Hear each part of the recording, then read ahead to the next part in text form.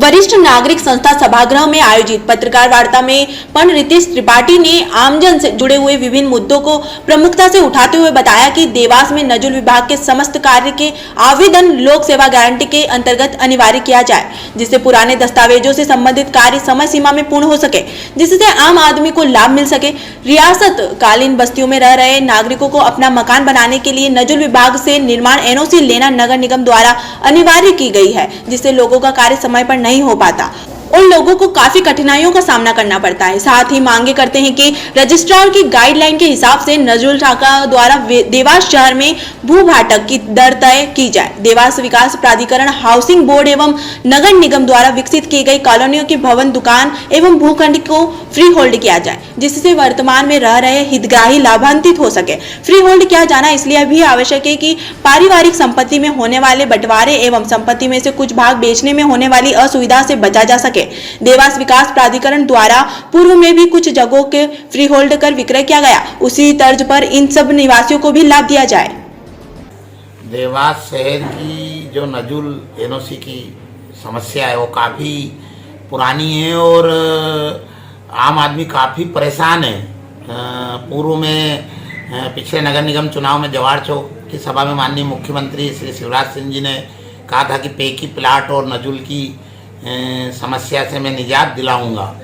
तो वो समस्या वैसी की वैसी बनी हुई है और आम जन जो वर्षों से पीढ़ियों से रह रहा है उन भवनों की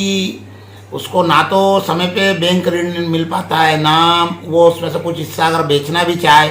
या बंटवारा करना चाहे परिवार का तो उसको काफ़ी कठिनाई झेलना पड़ रही है और बहुत परेशान है। मतलब इतना परेशान है कि वो उसको समझ में नहीं आ रहा है कि किस तरीके से, क्योंकि कुछ लोग तो एन के एन प्रभावशाली लोग या दूसरा रास्ते से अपना के एनओसी प्राप्त कर लेते हैं, पर जो आम जो ज़मीन से जुड़ा हुआ है जिसकी कोई पहुंच नहीं है उस चीज़ से वो काफ़ी परेशान है। तो हमारी मांग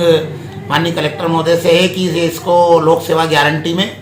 सम्मिलित किया जाए और इसकी समय सीमा तय हो कि इतने दिन में इसको नजुल की अनापत्ति प्रमाण पत्र मिल जाएगा। इसी प्रकार पेकी प्लाट्स में भी बहुत ज़्यादा सिर्फ देवास में ही इतनी परेशानी है, तो वो इन समस्याओं का ध्यान शासन, प्रशासन और स्थानीय जनप्रतिनिधि जिनको जनता काफ़ी समय से आशीर्वाद देती आई है कि उनकी मूलभूत समस्याओं पर जनप्रतिनिधि ध्यान दें, तो इन सबको ध्यान दिलाने के लिए प्रेस वार्ता आयोजित की गई है। उठाया जाएगा ना कदम। जिस प्रकार देवास को नर्मदा का जल दिलवाने में हमने काफ़ी संघर्ष किया और मीडिया का काफ़ी सहयोग रहा, नहीं तो जब हमने नर्मदा का जल के लिए देवास विधानसभा, हरपिपलिया विधानसभा और ज़िले के अन्य ग्रामों को जोड़ने की बात की तो उस समय भी कहा कि कुछ नहीं होगा, पहले से ही जुड़ गए हैं। पर वास्तविकता विधानसभा में माननीय मंत्री जी ने हमारे ज़िले के 2 माननीय विधायक महोदयों को बताया कि कोई प्रस्ताव नहीं है, क्योंकि प्रस्ताव कांग्रेस के समय बना था, सरकार बदलते उस प्रस्ताव को ठंडे बस्ते में डाल दिया। तो हमने जिस प्रकार मां नर्मदा के जल लाने के लिए लगातार संघर्ष किया है और अभी भी हम प्रशासकीय स्वीकृति के लिए 5 कैबिनेट हो गई है,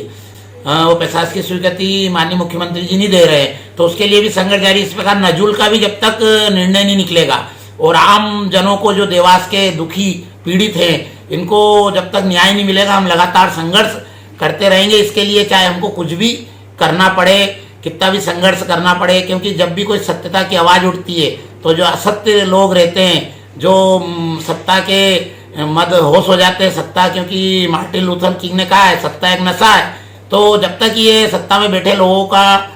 नशा नहीं उतरेगा इस समस्या को हल कराने में, जब तक हम इस संघर्ष को जारी रखेंगे और विभिन्न तरीकों से इस संघर्ष को किया जाएगा। उसके लिए अलग अलग तरीके अपनाए जाएंगे, निवेदन भी किया जाएगा और आंदोलन के जो अन्य प्रकार रहते हैं वो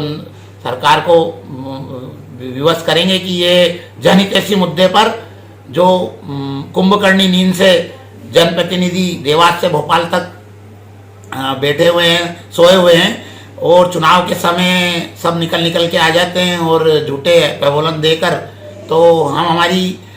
सकारात्मक दृष्टिकोण जो हमारा देवास जो मूलभूत सुविधा से वंचित रह गया है उसकी ओर ध्यान आकर्षित करना है, ना कि झूठी वाई और ओछी राजनीति हमारा उद्देश्य बिल्कुल नहीं है। हम तो जो मूलभूत हमारे देवास की जनता को 30 साल पहले जो थी वो भी छीन ली धीरे धीरे, तो वो चीज़ें दिलाने के लिए हम लगातार संघर्ष करते रहेंगे। देवास से कैमरामैन अभिषेक सोनी के साथ राजेश पवार की ये रिपोर्ट।